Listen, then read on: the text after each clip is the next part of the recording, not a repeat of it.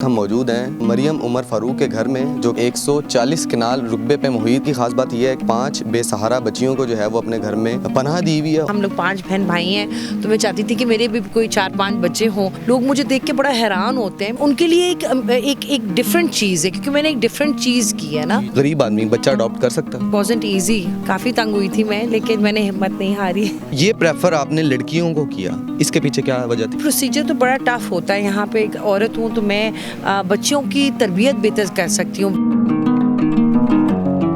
इस वक्त हम मौजूद हैं मरियम उमर फारूक के घर में, जो कि 140 कनाल के ऊपर मुश्तमिल है। और इनकी ख़ास बात यह है कि इन्होंने यहाँ पे 5 बेसहारा बच्चियों को जो है वो अपने घर में पनाह दी हुई है। उनको माँ का रुतबा दिया हुआ है और वो उनके साथ रहती हैं, उनको अच्छी तालीम और तरबियत करती हैं।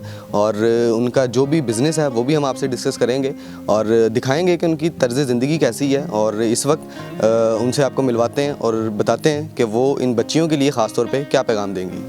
मरियम उमर फ़ारूक इस वक्त हमारे साथ मौजूद हैं, जो कि 140 कनाल रुकबे पे मुहित घर में रहती हैं। और इन्होंने घर को बड़े खूबसूरत तरीके से सजाया हुआ है और पेट्स लवर भी हैं ये। लेकिन सबसे इम्पॉर्टेंट चीज़ ये है कि जो इन्होंने 5 बच्चियों को जो अडॉप्ट किया हुआ है, उससे इनसे बात करते हैं और बात शुरू करते हैं। अस्सलाम वालेकुम मैडम। अस्सलाम वालेकुम। मिस बताइएगा कि सबसे पहले बताइएगा, बच्चियों को अडॉप्ट करने का जहन में कब आया, कब सोचा था? सोचा तो मैंने बहुत देर पहले था, बचपन में सोचा था, लेकिन मुझे नहीं पता था कि इस तरह मतलब कि इस तरह मेरा ख्वाब पूरा होगा। तो अब मेरी जो सबसे बड़ी बेटी है वो 6 साल की है। तो 6 साल पहले इस ख्वाब की शुरुआत हुई थी और उसी के साथ जब वो आई मेरे पास ज़िंदगी में, तो मैंने सोचा कि इसके आने से तो ज़िंदगी इतनी खूबसूरत हो गई है और मुझे मतलब कि मुझे फुल एक कंप्लीट इंसान लगना शुरू हो गया कि मैं शायद इसी काम के लिए पैदा हुई हूँ। तो मैंने जब वो आई उसके बाद 1-2 साल जब गुजरे, तो मैंने सोचा कि अब एक और बहन होनी चाहिए। तो मैं चाहती थी कि मैं ख़ुद एक फैमिली से, जैसा हम लोग 5 बहन भाई हैं, तो मैं चाहती थी कि मेरे भी कोई 4-5 बच्चे हों।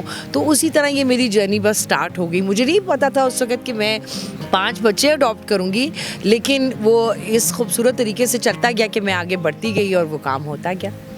ये बताइएगा कि 5 बेटियां हैं, जिस तरह आपने कहा कि 5 बच्चियां हैं, तो ये प्रेफर आपने लड़कियों को किया, इसके पीछे क्या वजह थी?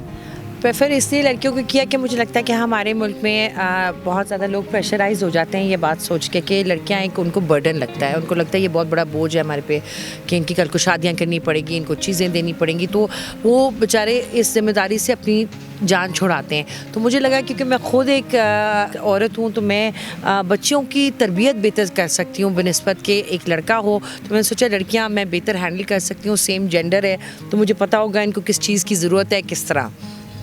आपकी सबसे बड़ी बेटी और सबसे छोटी बेटी की उम्रें क्या हैं?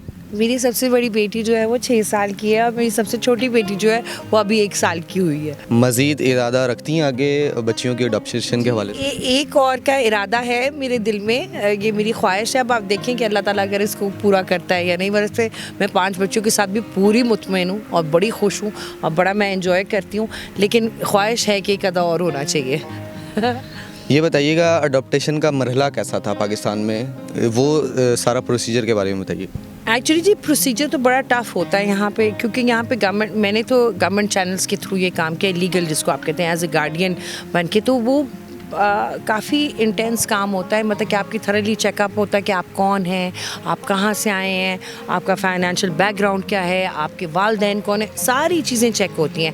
तो मुझे लगा कि जब ये चीज़ें वो चेक कर रहे थे, तो काफ़ी बार even as a single person है, जब उन्होंने देखा कि मैं एक सिंगल लड़की हूँ और मैं ये चीज़ करना चाहती हूँ, तो बड़े मेरे लिए मुश्किलात आए थे ज़िंदगी में। इट वॉज़न्ट ईजी, हर स्टेप पे काफ़ी तंग हुई थी मैं, लेकिन मैंने हिम्मत नहीं हारी। आप क्या समझती हैं कि इस मरहले को आसान नहीं होना चाहिए कि अडॉप्टेशन अगर कोई करना चाह रहा है, वो उन बच्चों की जो बेसहारा हैं और उनको अच्छा छत, अच्छा साहिबा दे रहा है, तो पाकिस्तान में इस मरहले को मज़ीद आसान कर दिया जाए? देखिए मुझे लगता है आसान तो उन्होंने किया हुआ है। देखिए ये बात नहीं है कि आसानी नहीं है, लेकिन उनका काम है ये। देखिए उनका काम है हमारे बारे में, हमारे बैकग्राउंड को चेक करना, हम कौन हैं, कहीं हम बच्चों के साथ कोई गलत हरकत तो नहीं कर देंगे, उनके साथ कुछ गलत तो नहीं हो जाएगा। तो ये उनका काम है। और मुश्किल, देखिए कोई भी काम आप करते हैं तो उसमें मुश्किलात तो आती है, लेकिन अगर आपकी मतलब कि आप स्ट्रॉन्ग विल्ड हैं और आप चाहते हैं कि ये चीज़ हो, तो अल्लाह ताला आसानियाँ पैदा करता है। लेकिन ये मैं नहीं कहूँगी कि बिल्कुल आसानियाँ पैदा करें, क्योंकि ये उनका काम है। वो हर तरह के लोगों से मिलते हैं, कहीं गलत हाथों में बच्चा ना चला जाए। तो ये तो आई थिंक कि प्रोसीजर बिल्कुल ठीक है। बाहर के मुल्कों में तो इससे भी ज़्यादा टफ होता है। आपने बताया कि जब बच्चा अडॉप्ट करते हैं तो आपका स्टेटस देखा जाता है। आपके फादर का माशाल्लाह बड़ा वेल स्टैब्लिश बिजनेस है, आप खुद वर्किंग वूमेन है। एक आम आदमी, गरीब आदमी बच्चा अडॉप्ट कर सकता है?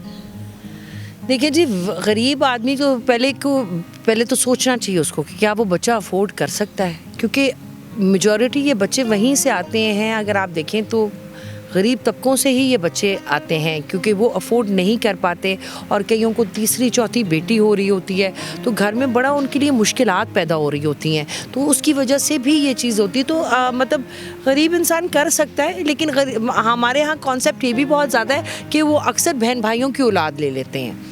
तो अडॉप्शन उस तरह भी वो लोग कर लेते, तो वो भी एक इजी बैलेंस, बड़ा हमारे माशरे में बड़ी इजी चीज़ है कि बहन भाई आपस में एक दूसरे को हेल्प करते। जिसको औलाद नहीं है, जिसकी औलाद है, वो एक आधी औलाद अपने बहन भाई को दे देता है। तो वो वाला प्रोसेस भी सही है।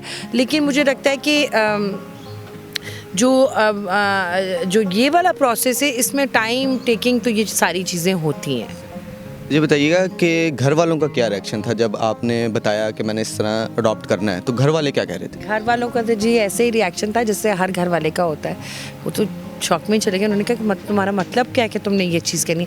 उनके लिए बड़ा मुश्किल था कि एक के बाद, और इवन टिल नाउ लोग मुझे देख के बड़ा हैरान होते हैं। मेरी फैमिली में भी ऑफ कोर्स दुआएं बहुत ज़्यादा देते हैं, सपोर्ट करते हैं, प्यार करते हैं, लेकिन उनके लिए एक डिफरेंट चीज़ है, क्योंकि मैंने एक डिफरेंट चीज़ की है ना। इन बच्चियों के मुस्तकबिल के हवाले से क्या सोच रही हैं? इनके मुस्तकबिल के बारे में तो बस मैं सिर्फ ये सोचती हूँ कि हर माँ की तरह कि मैं अपनी बच्चियों की तरबियत अच्छी करूँ, क्योंकि इससे इन्होंने आगे बढ़ना होता है। इनकी कल को शादियाँ होनी हैं, दे हैव टू घर मैनेज करने होते चीज़ें। तो जितनी ज़्यादा जो आप उनकी तरबियत पे इन्वेस्ट करते हैं कि वो इंसान कैसा बनता है, तो वो तालीम एक ऐसी चीज़ होती है जो किसी भी उम्र में आप हासिल कर सकते हैं। तालीम साथ साथ चलनी चाहिए, लेकिन तरबियत पे बहुत ज़्यादा काम करना चाहिए। अच्छा बताइएगा, बहैसियत औरत पाकिस्तानी माशरे में देखा जाता है कि उसको काम करने में, अगर कोई वो अपना बिज़नेस इनिशिएट कर रही है, उसमें बहुत सारी दुश्वारियाँ हैं। आपको अपने कारोबार में किस किस्म की दुश्वारियों का सामना करना पड़ा? इवन आप माशाल्लाह वेल एस्टैब्लिश थी। जी, दुश्वारियाँ तो मुझे बहुत ज़्यादा हुई, क्योंकि देखिए मेरा डिजिटल काम है बेसिकली। ऑनलाइन मेरा स्किन केयर ब्रांड है किशमिश ऑर्गेनिक स्किन केयर के नाम से। तो मैं सारी नेचुरल चीज़ें बनाती हूँ। तो कई बार ये हो जाता है ऐसा कि आपकी जो डिजिटल चीज़ें हैंडल कर रहे थे लोग, जो IT के लोग होते हैं, वो आते हैं अपने बिजनेस पर्सपेक्टिव्स के साथ कि भाई आपके साथ ये करेंगे वो करेंगे, लेकिन असल में वो क्या कर रहे होते हैं कि वो आपके लिए काफ़ी ज़्यादा मसला क्रिएट कर रहे होते हैं, क्योंकि उनको लगता है इनको इस चीज़ की इन्फॉर्मेशन नहीं है। वो आपके कारोबार में बहुत सी हर्डल्स बनाते हैं।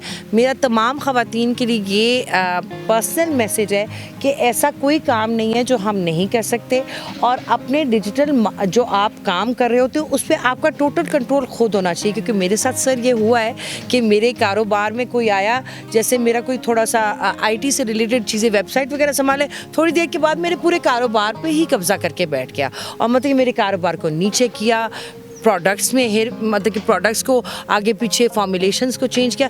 एक्चुअली द रियलिटी इज़ कि मेरा काम मेरी इबादत है, और ये मेरा एक्चुअली हर इंसान के लिए यूँ होना चाहिए, क्योंकि जितना आप ऑनेस्ट अपने काम के साथ होते हैं उतनी ज़्यादा आपको तरक्कियाँ मिलती हैं। तो आपको केयरफुल होना चाहिए कि आप कौन से लोगों को हायर कर रहे हैं, क्योंकि जब वो आपके पास आते हैं तो स्टोरी कुछ और होती है, और जब वो आपके साथ काम करते हैं और वो देखते हैं कि एक सिंगल औरत है और ये काम करे, तो they try to manipulate the situation, वो प्रेशर डालते हैं आपके ऊपर, ऐसी ऐसी चीज़ें करते हैं जिसमें आप कहते हैं कि ओ ये तो बट ये तो मैं काम खुद करती हूँ, ये तो मुझे पता है। आपका कॉन्फिडेंस तोड़ने की कोशिश करते हैं। आपको बस अपने कारोबार पे, अपनी चीज़ों पे खड़े रहना है और अल्लाह ताला से दुआ करनी है कि आपका कारोबार अच्छा चले। बाकी आपको किसी चीज़ की ज़रूरत नहीं है लाइफ में।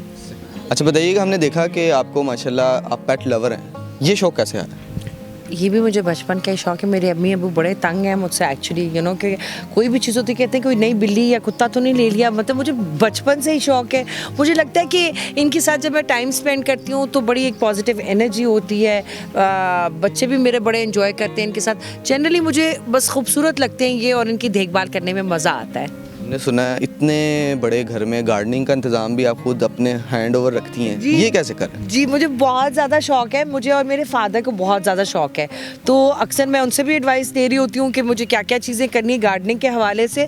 लेकिन ये है कि मेरा because I am a nature lover, मैं काफ़ी हद तक टाइम जो है बाहर स्पेंड करती हूँ। तो मुझे होता है कि दरख्त हों, खूबसूरती हो और फूल हों, पौधे हों, जिनसे मैं एक्चुअली इन चीज़ों से देखें हमें बहुत फ़र्क पड़ता है। आपके ज़हन पे, नेचर के करीब रहने से आपके ज़हन पे, आपके स्किन पे, आपकी पर्सनैलिटी पे बहुत फ़र्क पड़ता है इन चीज़ों से। मतलब कि आप कंफर्टेबल रहते हैं, आप हैप्पी रहते हैं, आप बिल्कुल पुरसुकून हो जाते हैं। आखिर में ख़वातीन के लिए मैसेज और उन लोगों के लिए मैसेज जो माशाल्लाह जिनकी बेटियां हैं घर में, क्या मैसेज देना चाहिए? मेरी तरफ से तो आप सब ख़वातीन के लिए ये मैसेज है कि आप अपनी बेटियों का बहुत ज़्यादा ख्याल करें, उनसे प्यार करें और उनको बिल्कुल भी बोझ ना समझें। बेटियां बोझ नहीं होती, बेटियां आपका सहारा बनती हैं। किसी भी आप तबके में देख लें, औरत बहुत ज़्यादा मेहनत करती है अपना घर संवारने के लिए, उसको बनाने के लिए, अपने वालिदैन की खिदमत करने के लिए। तो हमें जिस तरह हम बेटों पे इन्वेस्ट करते हैं, हमें बेटियों पे भी इन्वेस्ट करना चाहिए और इनको ऐसे ही ट्रीट करना चाहिए जैसे कि, क्योंकि आजकल बेटा और बेटी में कोई फ़र्क नहीं है। इसी अच्छे पैगाम के साथ इस प्रोग्राम से मुझे इजाज़त दीजिएगा। अल्लाह हाफ़िज़।